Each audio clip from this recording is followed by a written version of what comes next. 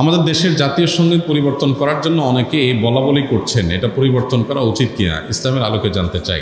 জাতীয় সঙ্গীত পরিবর্তন করার দাবি এবারই শুধু উঠছে তা নয়, এর আগেও বারবার উঠেছে। আপনারা কেন উঠেছে সেটা নিয়ে তর্ক আছে, বিতর্ক আছে, এটা উঠা উচিত কিনা বা এই সঙ্গীত থাকা উচিত কিনা, বা জাতীয় কোনো গীত, জাতীয় কোনো স্লোগান থাকা উচিত নাকি সেটা পরিবর্তন করা দরকার, সেটা নিয়ে আলোচনা হতে পারে।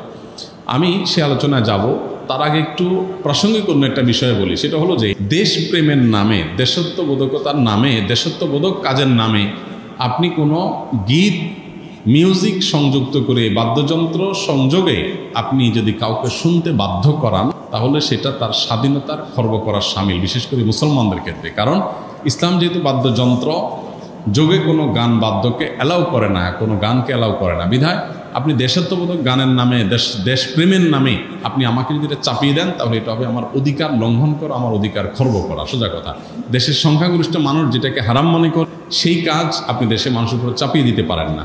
হ্যাঁ, দেশের একটা স্লোগান থাকলো, একটা গীত থাকলো, সেটার কথা মানার ভিতরে যদি আপত্তিকর কোনো কিছু না থাকে, সেটা ভিন্ন বিষয়, অবশ্যই সেটা গ্রহণযোগ্য হতে পারে। এবার আসা যাক এই গানটা নিয়ে, যে আমাদের যে জাতীয় সঙ্গীত আছে, আপনারা জানেন যে রবীন্দ্রনাথের লেখা এই গানটি বাংলাদেশের জন্মেরও আরও বহু আগে তিনি লিখেছেন।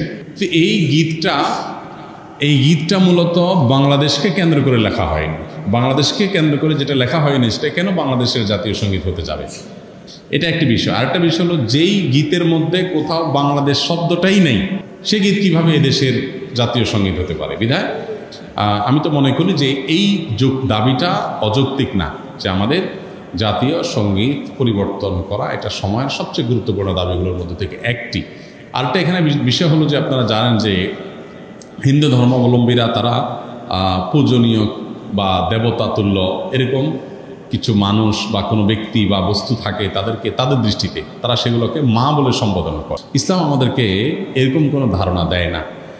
মাতৃভূমির প্রতি ভালোবাসা এটা একটা স্বকীয় বিষয়, এটার জন্য মুসলমান হওয়া প্রয়োজন নাই, এটার জন্য মানুষ হওয়া যথেষ্ট। শুধু মানুষ কেন, অন্যান্য প্রাণীর মধ্যেও কি আছে, নিজের ভূমির প্রতি নিজের টান আছে। একটা কুকুর, একটা বিড়াল, একটা প্রাণীও দেখবেন যে সেই যে ভূমিতে থাকে, বসবাস করে, বা যে ভূমিতে তার জন্ম বেড়ে ওঠা, সেটার প্রতি তার সহজাত একটা টান আছে। সেখানে মানুষের মধ্যে তো অবশ্যই আছে।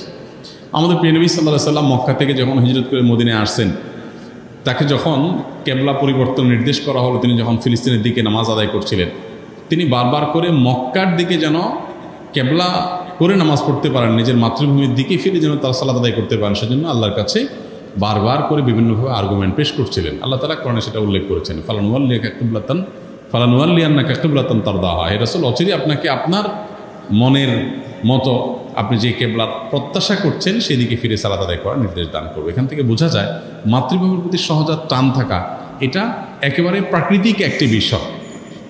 বিধায় এটার জন্য কোনো জাল হাদিস বানানোর কোনো প্রয়োজন নাই, যে হব্বুল ওয়াতন মিনাল ঈমান, দেশপ্রেমের অঙ্গ, এরকম কোনো হাদিস নবী সাল্লাল্লাহু আলাইহি ওয়াসাল্লাম বলেন না। নবী সাল্লাল্লাহু আলাইহি ওয়াসাল্লাম নিজেই নিজের মাতৃভূমিতে তার ভালোবাসা ছিল। সো একজন মানুষ হিসেবে আমাদের মধ্যে সেটা থাকবে, দায়িত্বশীলতা থাকবে, সেটাই স্বাভাবিক। আলাদা করে জাল হাদিস বানানোর প্রয়োজন না। যাই হোক, তো মাতৃভূমির প্রতি টান এক জিনিস, আর সেটাকে পূজা করা আরেক জিনিস। ইসলাম আমাকে এটাকে পূজনীয় করতে বলে নাই।